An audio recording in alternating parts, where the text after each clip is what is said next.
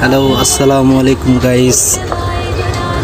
আমি আজকে ভাকুরতা ইউনিয়নের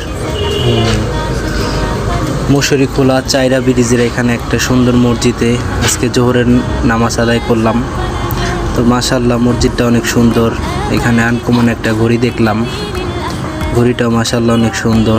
মসজিদটা অনেক বড়। আজকে নামাজ আদায় করলাম, মাশাআল্লাহ অনেক ভালো লাগলো, মনটা প্রশান্তিতে ভরে গেল।